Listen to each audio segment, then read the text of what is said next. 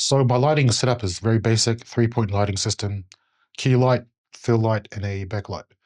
For the key light and the backlight, I'm using the Ms150B by Neewer. It's a 130 watt bicolor light. So it goes anything from 2,500 Kelvins up to, I think, 6.5. Don't quote me on that. There's not much to say about this. There's two ways to power it up. You can use an outlet, or you can power them up using NPF batteries. These things are cool because they're light, compact. They come with these light-on adapters, so they're going to be compatible with a lot of third-party attachments like your softboxes and stuff.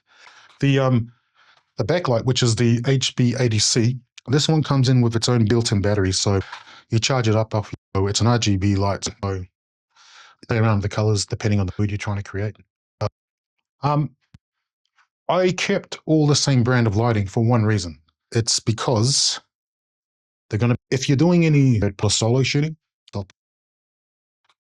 this may not sound like a big deal, but it is. If you're doing any solo shooting, you're a one-man band, just the ability to control all your lights from an app is, it makes it a whole lot easier. The way I've got this set up is, even when I do my talking head videos, is I'll set up all the lights, link them all to the app. I'll just turn this other one off here, and I'll turn these other two on. And so, big not exposed like that. I have an external monitor up here, got my exposure tools, and I'll just stand in one place and adjust the lights, So you can imagine if I was getting ready for an interview, I could set all my lights, have my subject sitting there. I could just focus solely on the framing and the exposure.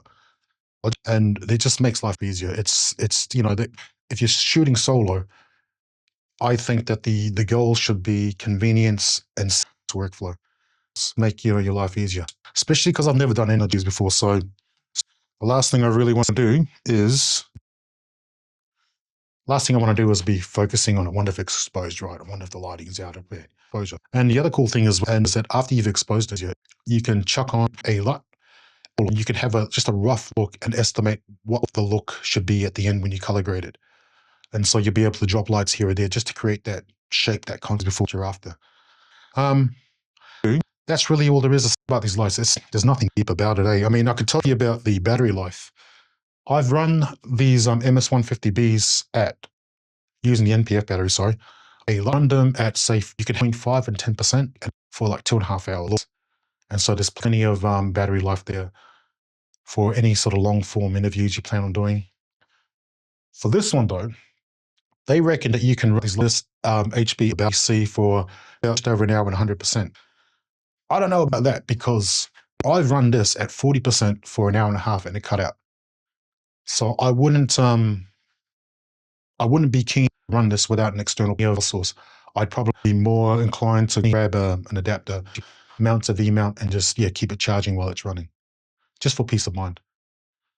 There are things you should know about these, especially with the MS150Bs, is that if you choose to run them off, say, an NPF battery, you're going to be capped at 40% max output. So I would say that if you're doing only talking head videos or interviews like I plan on doing, they're going to be more than powerful enough. But anything beyond that is just, you're stretching it.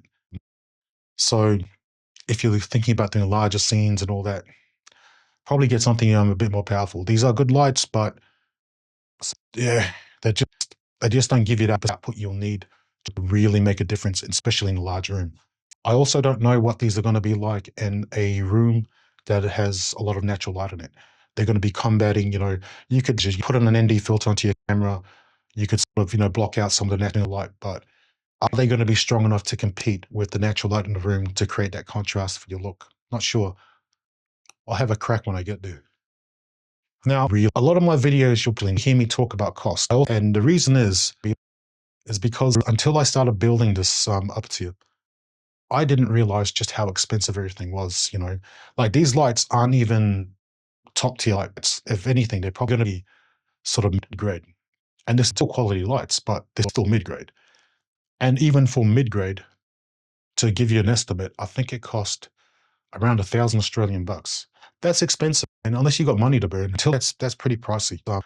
And these aren't even the top tier lights. And so, not advice, just an opinion. If you don't plan on monetizing your content, if all you're doing this for is just as a hobby, maybe go cheaper. Up to you. just an opinion. Because even now, after I bought these lights, I know that at some point, sooner rather than later, I'm probably going to end up upgrading them depending on how they perform in the field.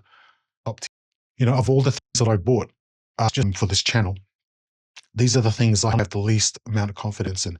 Not because they're shit lights, but just because when you think about the more you play around with the space, the more you realize what's going to be good enough, what's not going to be good enough. If you realize how hard it is, like I've definitely developed an appreciation for people who are really good at setting up lights and lighting up scenes.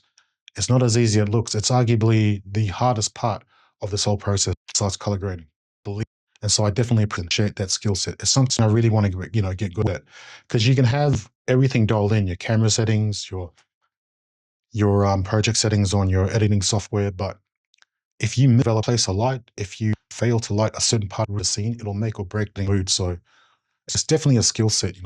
It's fun though. It is fun. I'll admit that. Especially once you take it into your color grading reading software, and you start to play around different looks, and you realize, oh, I made a couple mistakes there, and it's learning just about this stuff has been really, I wouldn't say like the best experience, but it's definitely been enjoyable to a certain degree. Definitely the ability to shape or create a look. And it blows your mind. Just like there are some people out there that can create magic just with a phone and a couple of lights. And so to be able to get that at stage there, I'm ranting now, but you get the drift. Anyway, that's the lighting. The next video is going to be about lenses, I think. I'm not sure. I'll let you know. But yeah, thanks for watching.